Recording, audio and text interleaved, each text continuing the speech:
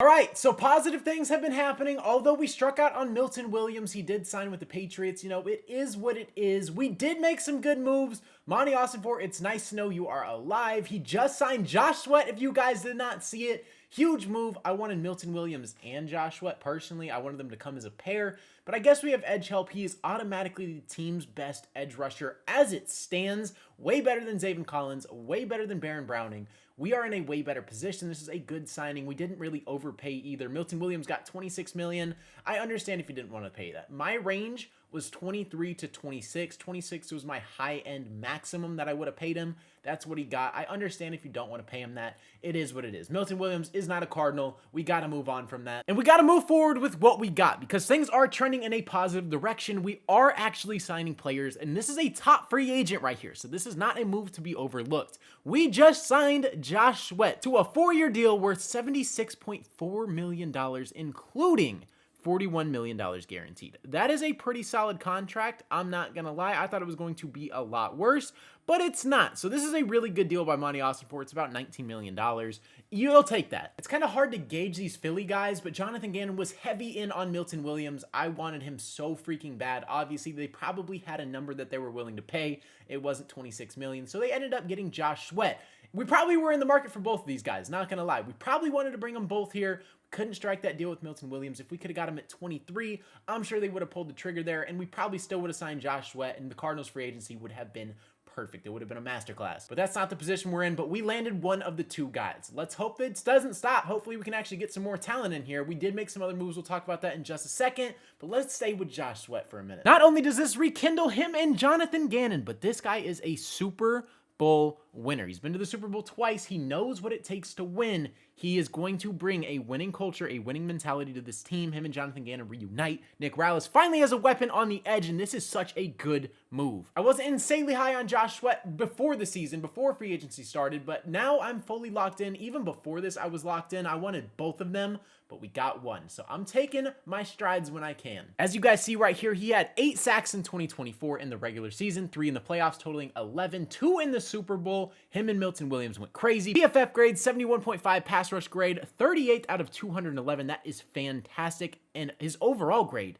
75.7, 28 out of 211. He turns 28 on March 29th, which is a couple days away. So his birthday is coming up. He's going to be 29. He's under 30. We'll take that absolutely, making $19 million this season. I think this is a really good contract. So shout out to Monty Ossenfort for striking this deal and getting it done. We got an edge. We addressed a position of need. We still need interior help, but this is a fantastic start. Day one's not even close to over. I'm recording this at 12:48 p.m. There's a lot of moves that'll probably happen, but we're going to discuss what has happened today. This is a great start because not only did we solidify our starting left guard position, signing Evan Brown, who's heading back to AZ. I love this move. I predicted this. I thought this was going to happen. This is a fantastic contract, a massive steal. 2-year deal worth up to $11.5 million.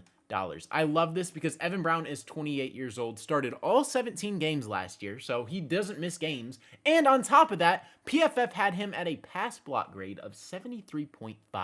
He had 2 penalties, allowed 2 sacks.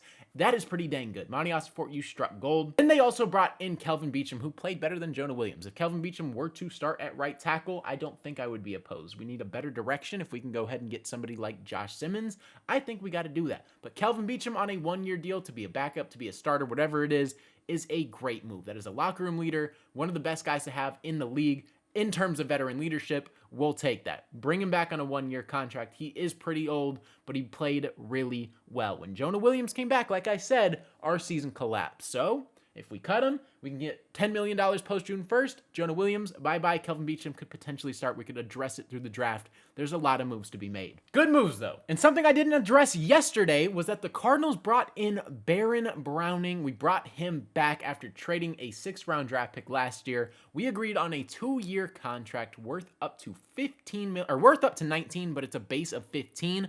That's pretty decent. I thought this was an overpay yesterday. If you guys follow me on X, I kind of ranted about that a little bit. I wasn't the biggest fan of this. Yes, he's making about $7.5 million, $8 million, upwards to about 10.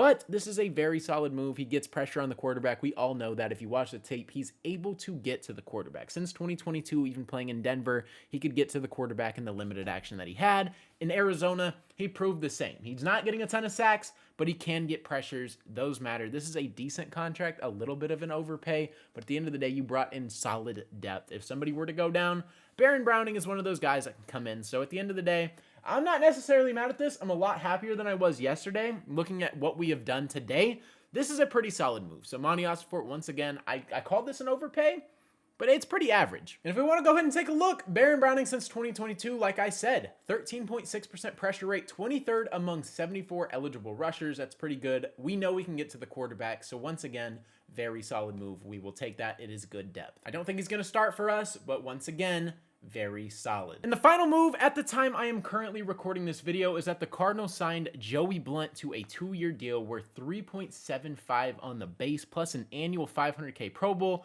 playtime incentive annual, $400K signing bonus, salaries $1.225 million. That's pretty dang good. $15K per game active roster bonus annual. Joey Blount, one of the better, honestly, one of the best in the league when it comes to special teams. He's kind of like Justin Bethel. He can get tackles. He gets down the field. He knows what he's doing. This isn't a signing for him to be on the field every single game. But when it comes to special teams, he gets it done. He knows how to get it done. He is the best on the team, on the special teams unit.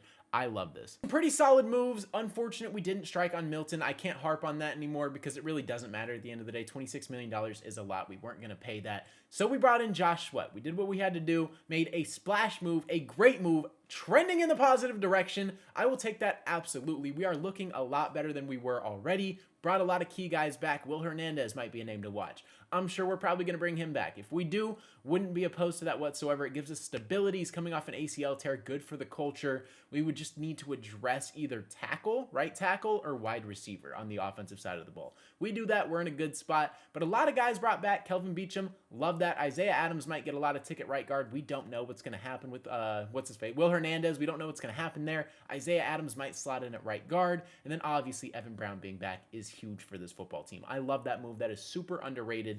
Joey Blount too.